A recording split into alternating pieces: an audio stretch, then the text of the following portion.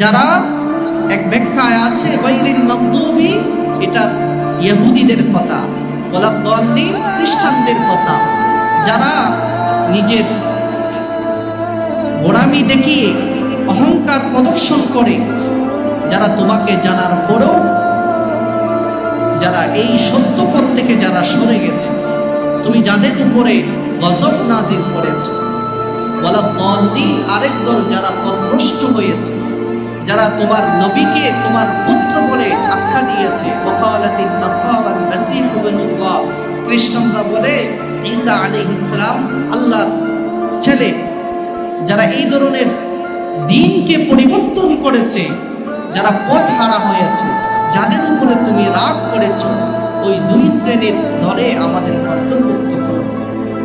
এটা এমন এক সংক্ষিপ্ত এবং সব কিছুকে ধারণ করে সত্য একটি দোয়া, যেই দোয়া আল্লাহ তাআলা সূরা ফাতিহাতে শিখিয়ে দিয়েছেন। এই জন্য সবসময় হেদায়েতের জন্য দোয়া করা।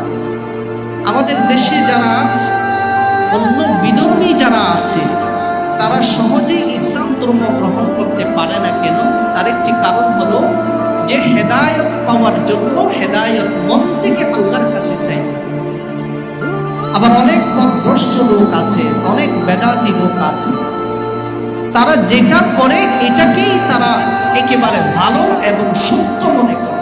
কিন্তু আপনি যখন একটা কাজ করার পরে আপনার এই সিদ্ধান্তকে শতভাগ সত্য সঠিক মনে করবেন, তো এটা খারাপ হলেও এটা আপনার কাছে ভালো। এই জন্য সত্য কোনটি, সত্য পথ কোনটি, সেটা আল্লাহর কাছে সুপুর্দ করা। আল্লাহ, আমি জানি না সত্য কোনটা, সঠিক পথ কোনটা আমি জানি না, তুমি দয়া করে আমাকে সত্য পথের সন্ধান দাও। মনকে একেবারে এভাবে বুঝাইতে হবে, আমি তো বান্দা হিসেবে আমার অনেক দুর্বলতা আছে, কোনটা সত্য কোনটা মিথ্যা জানি না। আল্লাহ, তুমি আমাকে সত্যটা বোঝার সুযোগ দিয়ে দাও। আল্লাহুম্মা আরিনাল হাক্কা হাক্কা ওয়ারযুকনা ইত্তিবা' ওয়া আরিনাল বাতিলা বাতিলা ওয়ারযুকনা ইজতিনাব। আল্লাহ, তুমি আমাকে সত্যটা বোঝার তৌফিক দিয়ে দাও, আর অসত্য গুমরাহি পথভ্রষ্ট থেকে তুমি আমাদেরকে দূরে রাখো।